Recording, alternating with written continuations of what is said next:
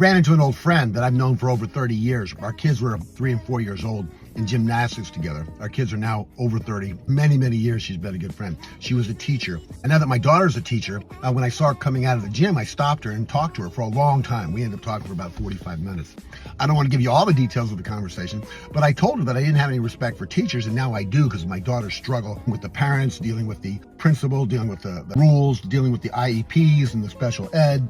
Schools in California are in a lot of trouble. And it's not so much the way California's doing it. I think it's also the way the parents are not raising their kids. And I've always said that you got to tell a kid that, life sucks. You got to struggle hard. You got to work hard to be successful. Suck it up. Nobody's got your back. You got to learn to do it all on your own. And sometimes I think the kids are being raised not strong enough. A lot of problems with the school right now, trying to control the classrooms and actually teach kids. It was just a lot easier 20 years ago, a lot easier 40 years ago. We were disciplined. My friend pointed out the comic strip where in the old days, teacher was telling the parents their kids a behavioral problem, and the parents were going after the kid. And nowadays, when the teacher explains to the parents that their kid's a behavioral problem, they're blaming the teacher. That's how culture has switched in teaching now. But we had a warm conversation. Now, the problem is that we're completely political opposites. She's defriended me on Facebook because I am a Trump supporter, and she is totally not a Trump supporter. And she says, will you just admit to me that the man is immoral? My first response was, every man that's been in that office is immoral. I stand by that comment as well. But would you admit to me, and so she brought it up again later, will you please admit to me that man is immoral? I said, Trump's immoral. Okay, what's the problem? I like what he's doing. I like the fact that he's cutting. What do you think would happen if the government came by and told everybody in the shopping center 30% of the employees had to leave? We don't live in a country where the government tells individual citizens that they have to go home. But we do live in a country where the individual citizens can tell the public servants to get out, go home, go away. Public servants serve the public for what we need, and if we got too many of them, we tell them to go home. That's the country we live in. She did not accept that. She was steamed. The 45-minute conversation was not an argument. 2 times she brought up Trump. She brought up cutting the federal government. My response to her was, let's not go political.